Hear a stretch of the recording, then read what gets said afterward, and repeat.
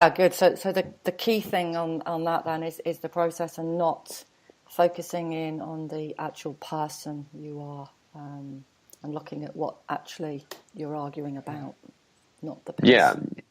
So Yeah, and that's pretty much, you can use that in any yeah. relationship, no matter where it's at, because if they look at it as a process and then you can come to a decision that works best for both parties, Mm. then it's easier. And then over time, you might go lean towards that style. Like the funny part was, is like 3 months after, no, it was like 2 years, sorry, 2 years after we got over the whole laundry system, she started folding her laundry. And I'm like, if I would have just not pushed it so much, because she's like, then she saw it was a smarter system, and then she started doing that.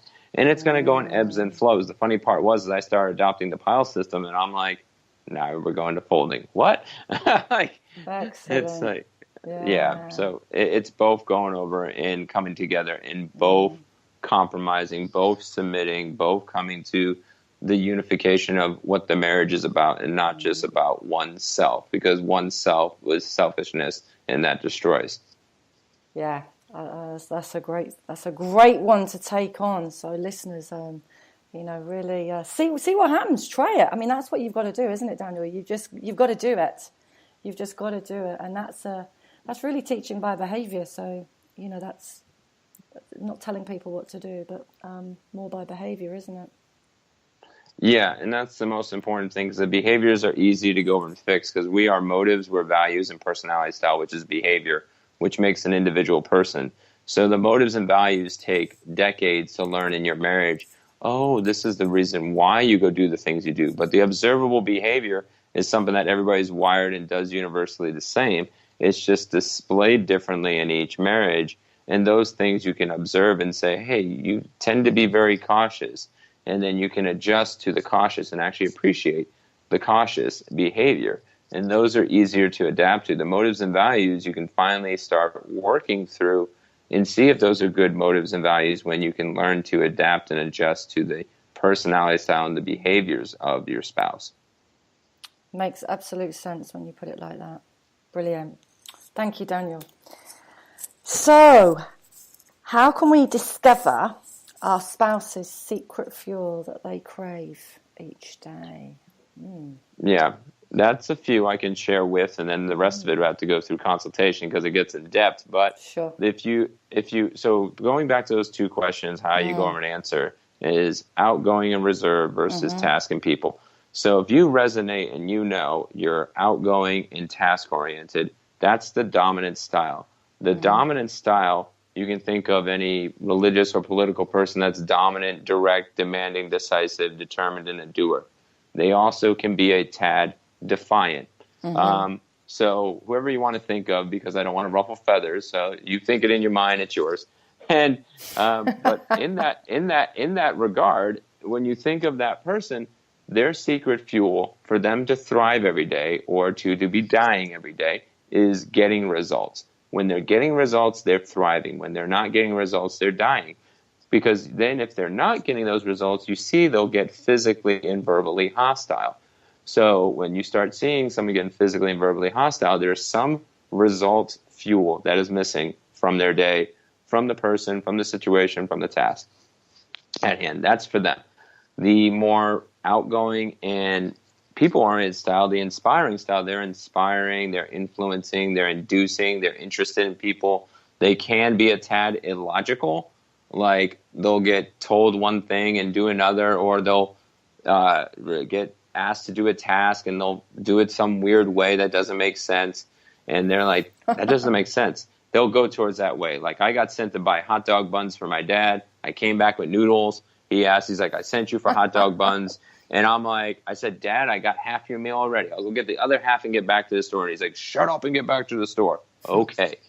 So he's coming from the task side. I'm coming from the people side, that candy and people were interested in the store, so I forgot to do it.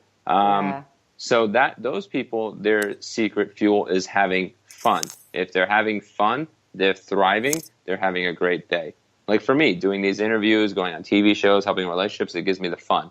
If I'm just doing all the tasks and it's boring, then I'm going to go over and I can become that blame-shifting person, as we talked about earlier. Especially if I get caught looking stupid. It's like, ooh, boy, that's a thing. So we need to watch out for that. So we need to find our way of fun every day in our marriage, in our family, in our faith, leadership, and communication. And then we thrive, and then we can adjust and adapt a lot easier if we're having fun.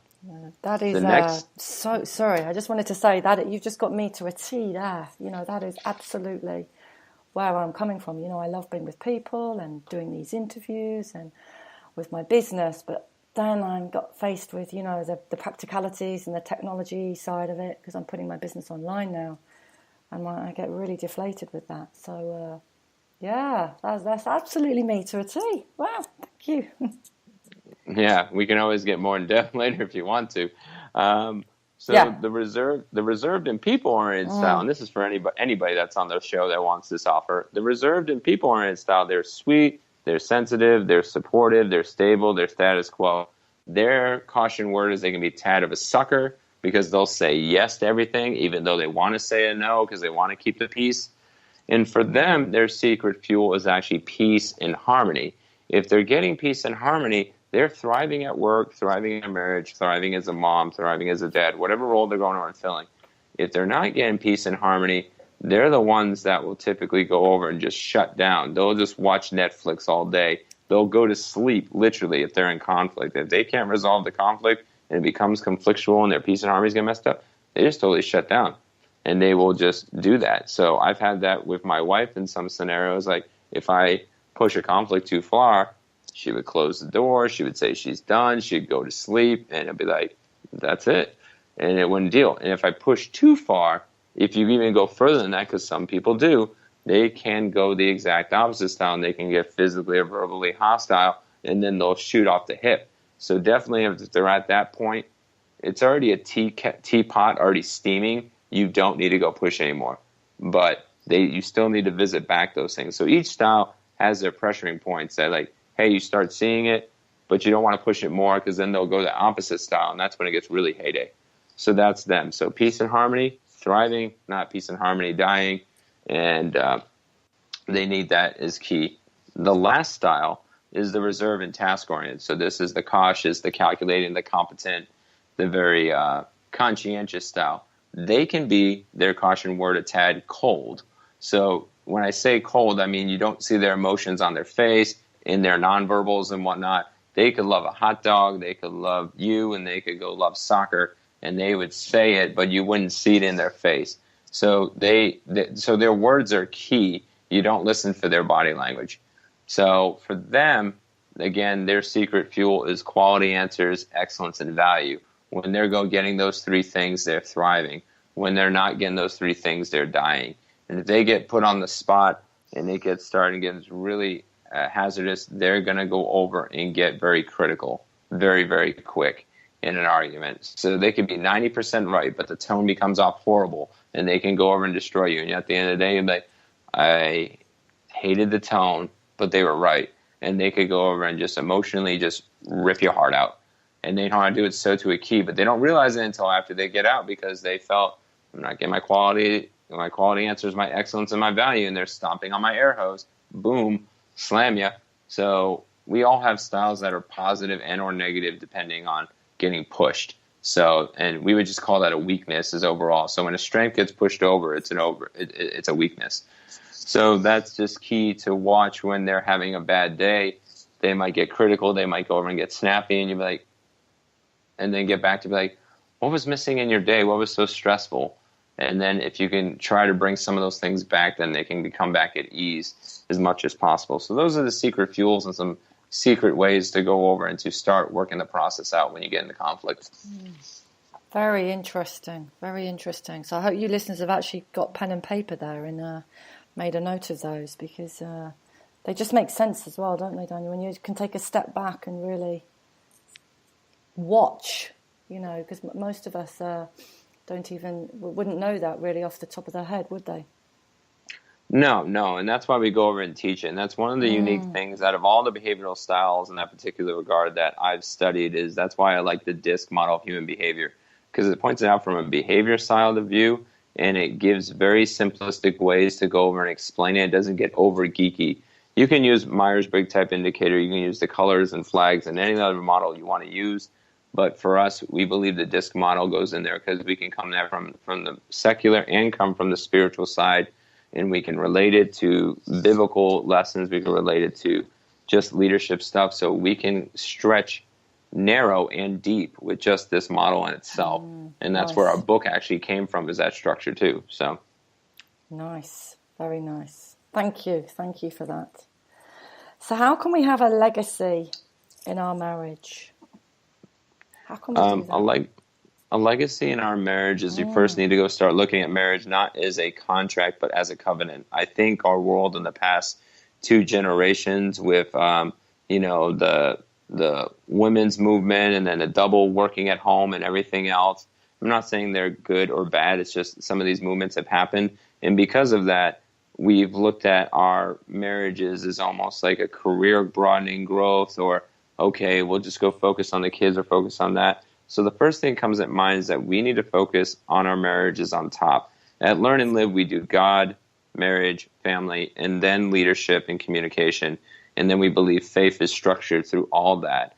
And when we go look at that, isn't that priority order, then we can go over and do that. Like the average person, for example, goes through 9 jobs from 18 to 65. That's just in America. I'm not sure the rest of the world statistics, but you're not even going to stay in the same job. So when we're focusing on a marriage, we should be focusing on the legacy of the marriage, not the career paths, not the kids per se, because the kids will know if you're focusing just on them, and it can become toxic in that particular regard. Or if we over-focus on our careers, then our kids and our marriage go over and get forgotten. So I think the first thing to keep a legacy marriage, in summary of all what I've talked about, is keeping a priority order.